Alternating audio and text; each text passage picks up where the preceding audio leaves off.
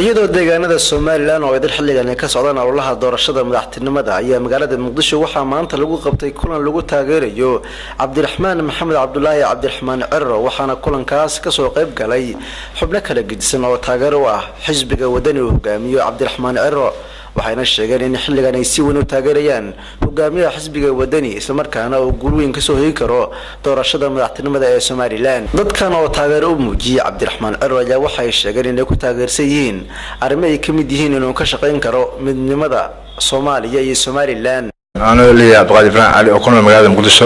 واحد تاجر سنة عبد الرحمن ما دام وحقبكر وحقبش ودن وحقبكر ما دام تيربر أنا دولتان نكاس عبد الرحمن محاكو تاجر إنه دلك وحقبكر نكاس ونود عليكر ومن ماذا حاجتك من ماذا Soomaali أنت تاجر عبد الرحمن مجيء وحكوا بلا مجيء عبد الله عيسى حرسو وكنا بدك في المقدس كنا الكمية وحن تاجر سنة Cabdiraxmaan Cirro sababtoo ah doodii ugu dambeysay yani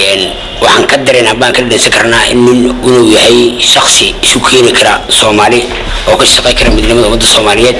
marka dadka Soomaaliland ku nool waxaan ugu baaqayaa inay codkooda siiyaan si hagarlaana Cabdiraxmaan Cirro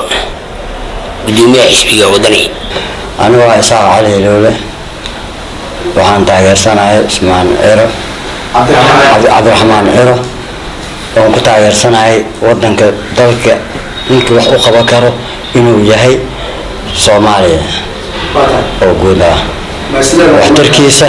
inuu yahay nin oo maanta aad iyo aad wax u qaban karo dadka isku keeni karo maanta waxaan jeclahay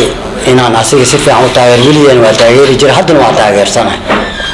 taageero oo wanaagsan oo weliyan taageeri jiray oo qalbiga ku heesi jiray aan ahay haddana waan taageersanahay weliyan waa taageersanaan karaa anigoo ah magacayga Raxmaan Maxamed Muqdisho aan ku noolahay waxaan taageersanahay Cabdiraxmaan Cirro waxaan ku taageeray midnimada Soomaaliyeed inoo deegaanada Soomaaliland waxaa ka soconaya ololaha doorashada waxaana xilligan si weyn looga dareemayaa qaybaha kala gedisan ee Soomaaliland ka kooban tahay in xisbiyada ka dhisan Soomaaliland ay wadaan olole ku aadan doorashada Soomaaliland Maxamed Xuseen Axmed Bulsho TV magaalada Muqdisho.